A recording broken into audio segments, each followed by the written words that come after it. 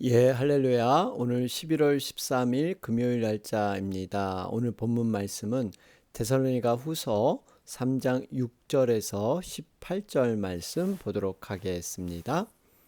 형제들아, 우리 주 예수 그리스도의 이름으로 너희를 명하노니 게으르게 행하고 우리에게서 받은 전통대로 행하지 아니하는 모든 형제에게서 떠나라.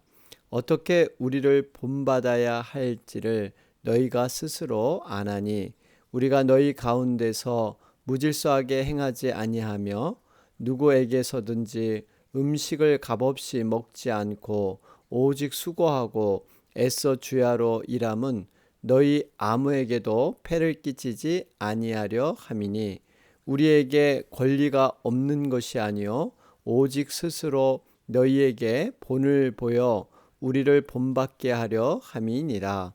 우리가 너희와 함께 있을 때에도 너희에게 명하기를 누구든지 일하기 싫어하거든 먹지도 말게 하라 하였더니 우리가 들은즉 너희 가운데 게으르게 행하여 도무지 일하지 아니하고 일을 만들기만 하는 자들이 있다 하니 이런 자들에게 우리가 명하고 주 예수 그리스도 안에서 권하기를 조용히 일하여 자기 양식을 먹으라 하노라.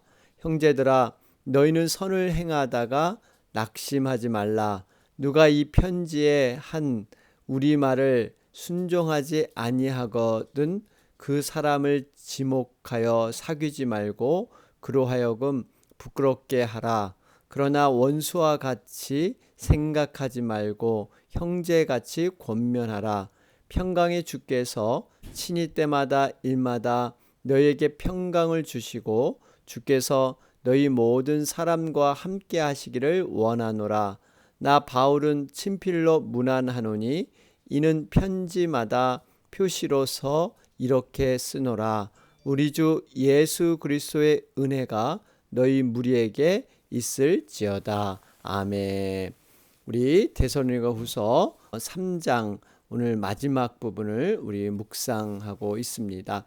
여러분, 우리가 앞부분 데살로니가 후서 2장 13절에서 3장 5절의 말씀이었죠. 바울은 무엇보다도 후반부에서 데살로니가 교인들을 위해서 간절히 중보 기도하는 그러한 내용을 전했습니다. 16절 17절이었죠. 우리를 사랑하시고 영원한 위로와 좋은 소망을 은혜로 주신 하나님 우리 아버지께 너희 마음을 위로하고 모든 선한 일에 굳게 서기를 바란다. 그러면서 자신에 대해서도 간절히 기도해달라, 이렇게 중보기도의 부탁을 드리고 있습니다. 우리가 서로를 위해서 이렇게 기도를 부탁하고 기도를 서로 부탁받는 것, 아름다운 영적인 서로 연결고리가 있습니다.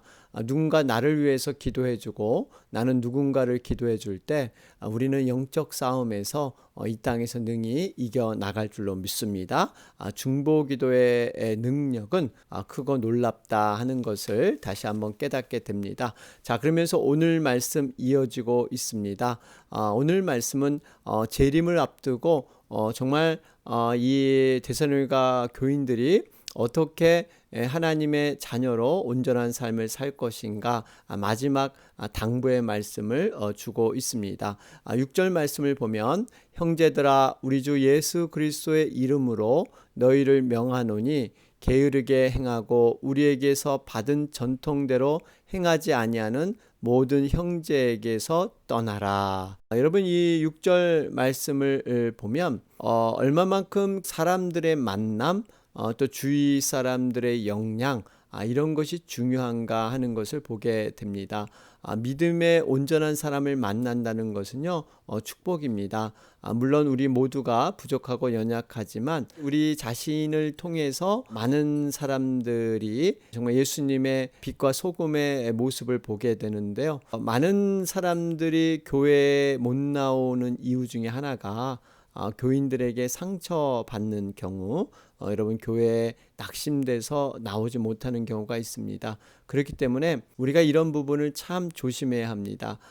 물론 교회는 연약한 자들, 죄인들의 모임이기 때문에 상처를 덮어주고 우리가 용서하고 관용하고 사랑으로 충만한 곳이 바로 교회인 것은 맞습니다. 그런데 한 가지 예외가 있습니다. 바로 오늘 말씀처럼 명하노니 떠나라. 모든 형제에게서 떠나라. 굉장히 강력하게 얘기를 하고 있죠. 그러면서 우리 주 예수 그리스도의 이름으로 2장에서도 거짓 교사를 겨냥해서 아주 강경하게 얘기했는데 여기서는 오히려 더 강하게 교회의 순결성과 거룩성을 위해서 이 모든 것을 명하노니 떠나라 그러죠. 6절에는 게으르게 행하고 우리에게서 받은 전통대로 행하지 아니하는. 결국 여러분 이런 거짓 가르침, 잘못된 믿음의 행동들, 이것이 교회의 거룩성과 순결성을 파괴시킬 수 있기 때문에 이러한 것을 떠나라. 더군다나 이 당시 때는 재림의 시기에 바람이 있었기 때문에 사람들이 무절제한 삶, 그저 무의도식하면서 이렇게 살아가는 사람들이 많았다 그러죠. 이런 사람들에게 있어서 떠나라 분명하게 말씀하고 있습니다. 바울은 이제 8절과 9절에서 말씀을 이어가고 있는데요. 7절에 특별히 본받아야 할지 너희가 스스로 안다 그러죠. 바울의 일행들이 어떻게 믿음으로 살았는가를 성령님을 통해서 알 것이다. 그러면서 무질서하게 행하지 아니했다. 8절에 음식을 값없이 먹지 않고 수고하고 애써서 아무에게도 폐를 끼치지 않는 그러한 삶을 살았다. 그러면서 9절에 우리에게 권리가 없는 것이 아니요 오직 스스로 너희에게 본을 보여 우리를 본받게 하려 함이니라. 쉽게 말해서 바울 일행들은요 분명히 하나님의 종으로서 권리를 행할 수 있는 위치와 자격이 있었습니다. 그럼에도 불구하고 자신의 권리를 행하지 않고 섬김으로 스스로 믿음의 본이 되었다. 이것이 바로 거짓 교사들, 이단들의 가르침과는 분명히 이렇게 다른 것이다 말씀하고 있습니다. 여러분 우리가 자신이 갖고 있는 권리를 좀 하나님의 말씀 앞에서 겸손하게 우리가 내려놓는 것 여러분 굉장히 겸손의 모습이죠. 이러한 사람으로 참 본이 되는 그러한 사람이 있죠. 거창고등학교 정창현 선생님의 일학 가운데 이분은 미국에 유학 오기가 어려운 시절에 유학을 와서 공부를 마친 수재였습니다. 많은 곳에서 이렇게 오라고 하는 이런 유혹을 뿌리치고 어떻게든지 기독교 교육을 세워보겠다 하는 마음으로 거창고등학교에 들어가게 되죠. 그래서 그곳에서 정말 자기 권리를 포기하고 진정한 후학 양성에 힘을 써서 많은 사람들에게 좋은 본을 끼쳤던 그러한 분이십니다.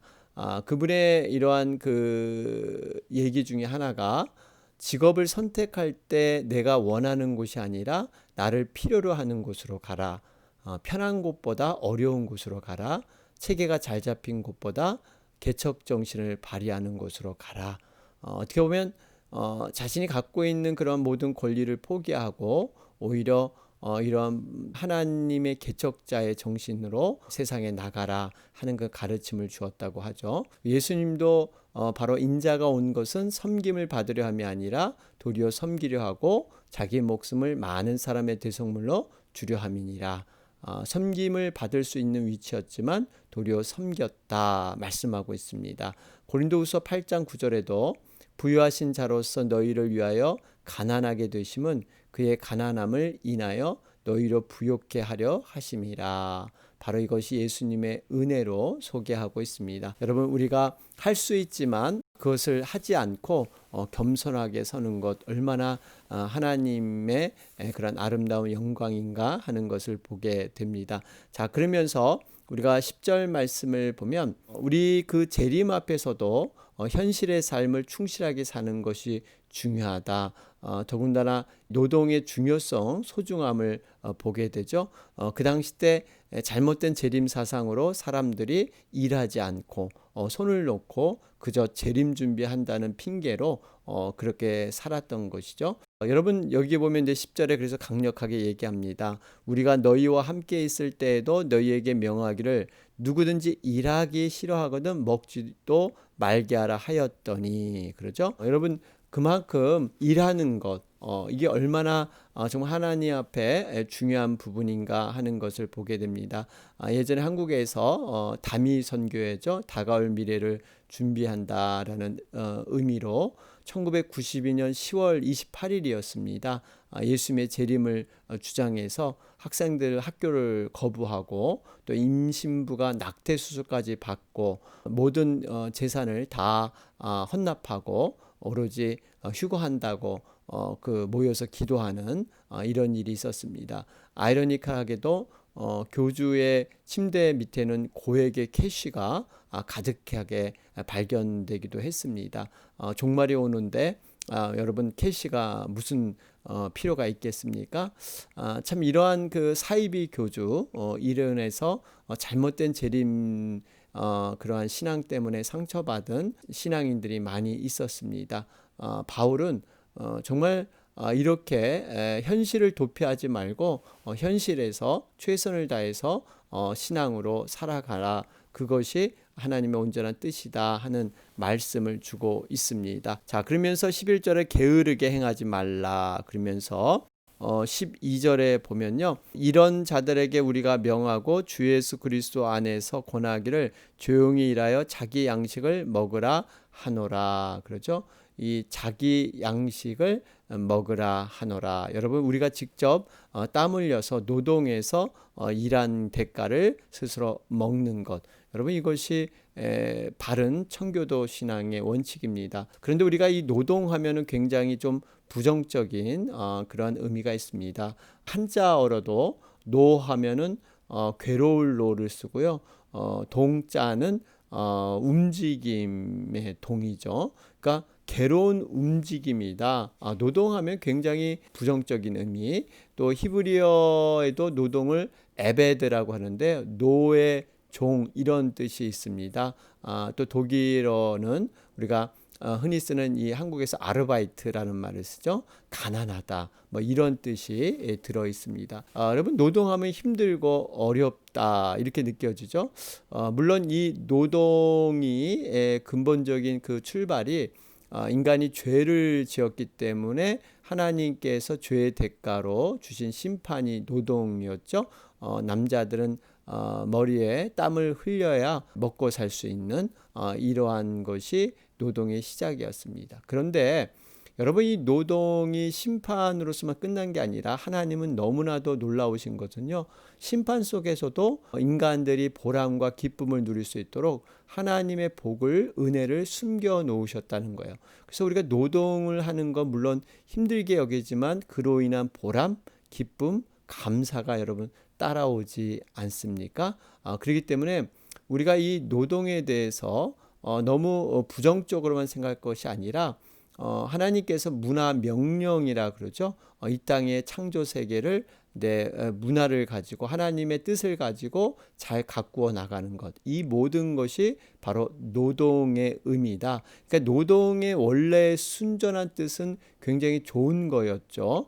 생육하고 번성하고 땅에 충만하고 하나님의 뜻을 가지고 이 땅의 문화를 만들어내면서 이렇게 이뤄가는 것.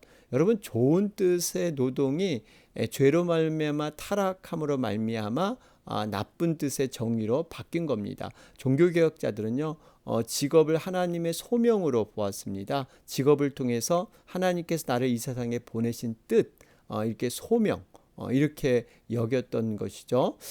그렇기 때문에 그만큼 여러분 우리가 갖는 이러한 직업, 우리가 갖는 어떤 일함의 그 노동, 이것은 여러분 선한 것, 우리가 이걸 회복하는 것이 바로 개혁주의, 프로테스탄트, 복음주의의 그런 의미가 있습니다. 우리는 다시 노동의 진정한 좋은 의미를 죄의 전의 모습으로 회복해야 될 줄로 믿습니다. 자, 그러면서 13절 형제들아 너희는 선을 행하다가 낙심하지 말라.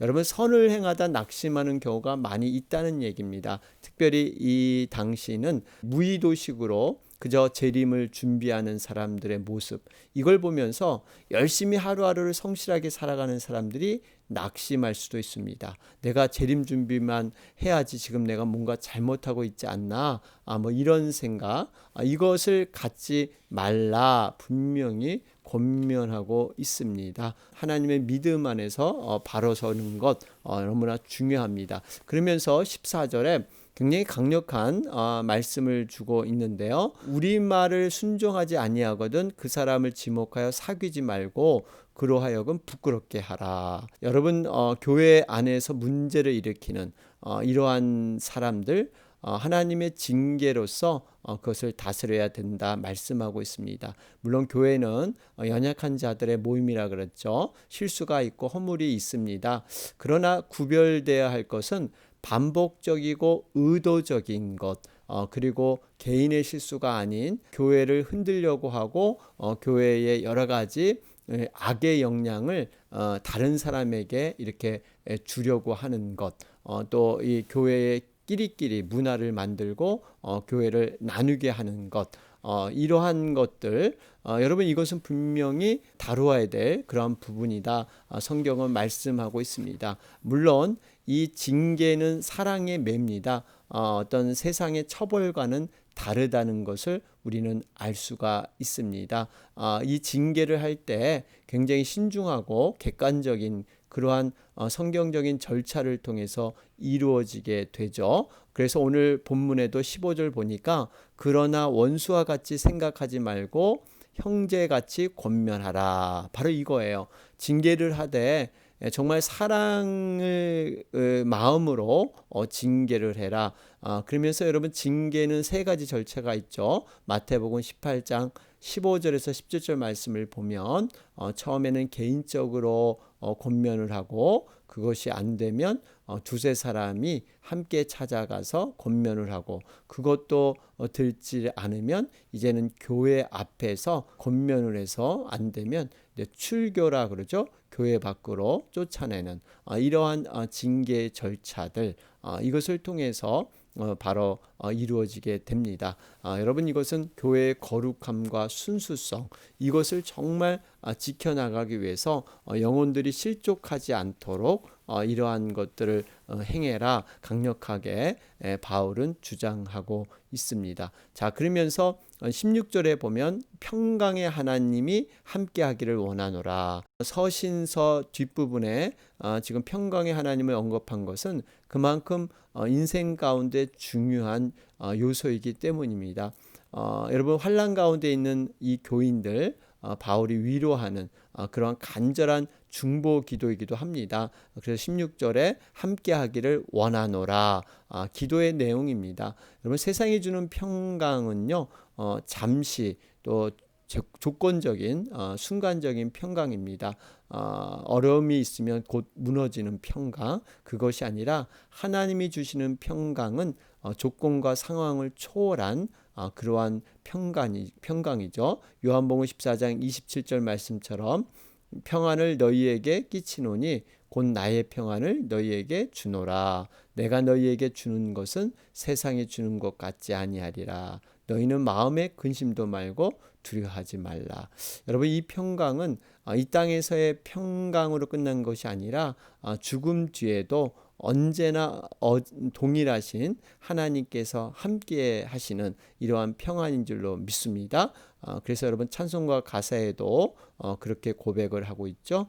나 어느 곳에 있든지 늘 마음이 편하다. 주 예수 주신 평안함 늘 충만하도다. 나의 마음속이 늘 평안해. 악한 죄 파도가 많으나 마음이 늘 평안해. 여러분 예전에 평화라는 주제로 그리는 대회가 있었다고 하죠. 그 가운데 1등상이 이런 내용이었다고 합니다. 뒤에는 비바람이 몰아치고 폭풍이 곧 삼킬 것처럼 이렇게 닥쳐오는데 어머니 품에서 새근새근 자는 그 아기가 그려져 있었습니다. 이것이 진정한 평화의 모습이다. 그러니까 주변이 아무리 무섭고 혼란스러워도 아이는 그 엄마 품에 있을 때 가장 평화롭고 안전을 느끼는 것이죠. 이것이 진정한 평화. 어떻게 보면 세상이 이리 때처럼 우리를 먹을 것처럼 이렇게 두려운 주변의 환경이 있지만 우리를 안전하게 지켜주시는 어머니의 품처럼 하나님의 사랑이 우리를 감싸주는 것, 이것이 바로 평화인 줄로 믿습니다. 그래서요, 우리가 이 평안을 늘 소유해야 되는데 성도라고 할지라도요, 언제나 평강 속에 사로잡혀 있는 것은 아닙니다. 우리가 평강을 떠나는 상황이 언제 나타나냐면요, 죄악 가운데 계속 머물러 있을 때 그렇습니다. 아니면 내가 교만해질 때. 여러분, 우리가 하나님 앞에 정말 붙들림 바 되고 포도나무 대신 주님 안에 있을 때는 주변이 아무리 어지럽고 힘들어도 우리 안에는 평안이 있습니다. 분명히 믿는 구석이 있기 때문에, 우리 주님과 성령님이 함께하기 때문에.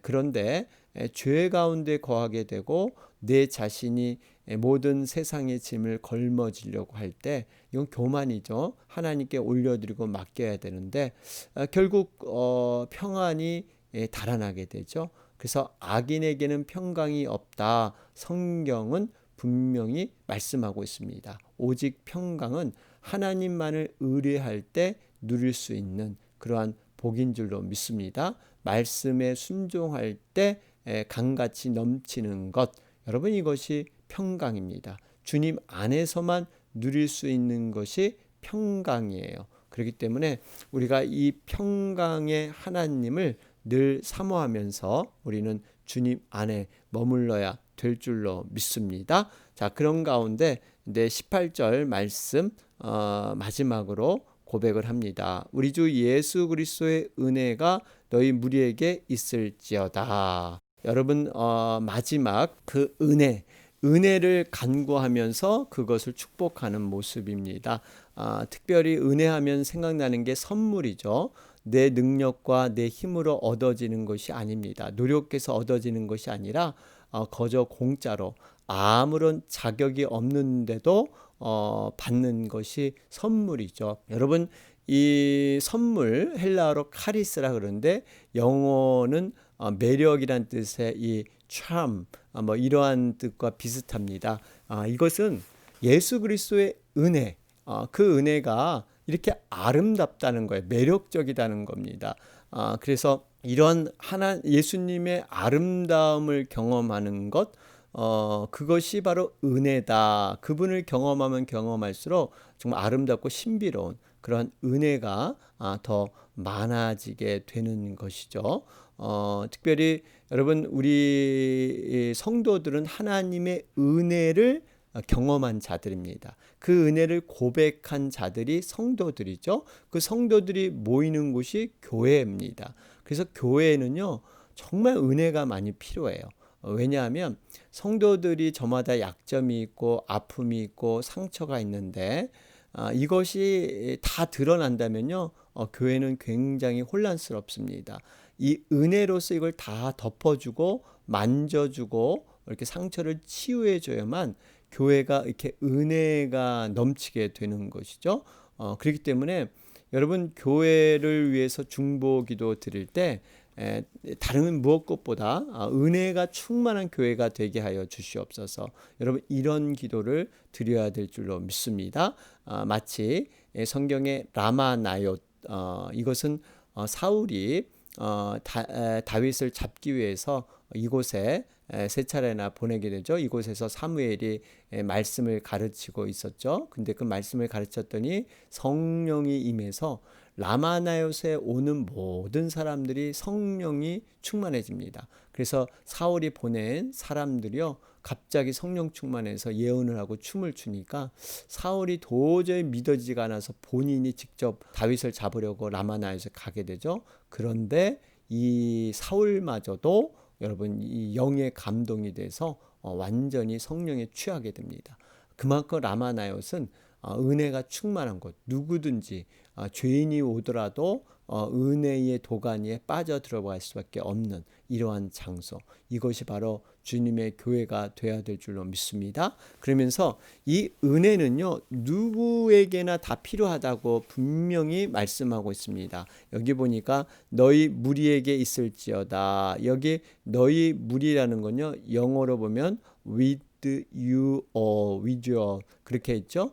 그러니까 너희 모두, 너희 무리, 너희 모두가 누구일까요? 지금 바울이 바르게 행동하는 성도들, 이러한 더욱더 힘을 내라고 그렇게 하는 측과 또 잘못되어 거짓 교사들에게 끌려가는 잘못된 사람들, 이 두 양쪽 다 누구나 예외 없이 바로 이 하나님의 은혜가 필요하다 얘기하고 있습니다. 바르게 행하는 성도가 그릇된 길로 빠지지 않고 믿음을 지키려면 은혜가 필요합니다. 또 그릇되어 행하는 성도들도 역시 그 거짓 교훈의 수렁에 빠져나오려면 동일한 주님의 은혜가 필요합니다. 더군다나 또 바르게 행하는 성도들, 또 그릇되게 행하는 성도들에게 지금 권면의 말씀을 던져주고 있는 이 바울에게도 은혜가 필요한 거예요. 여러분, 이러한 은혜,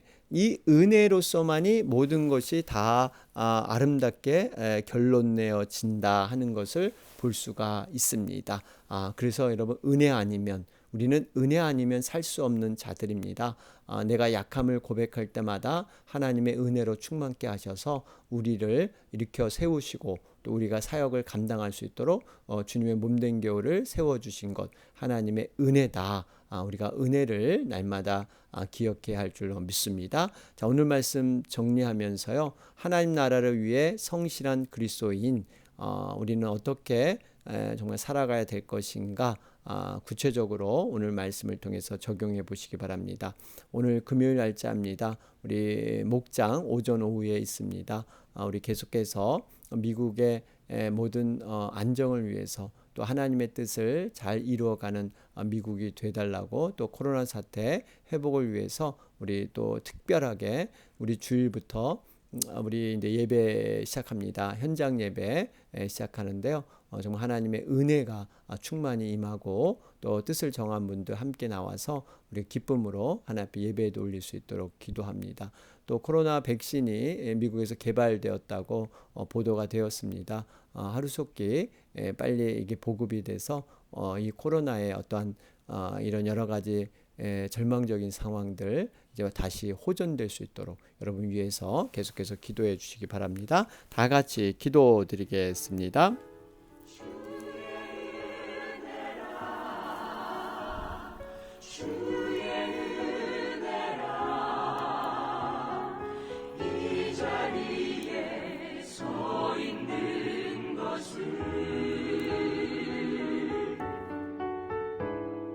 주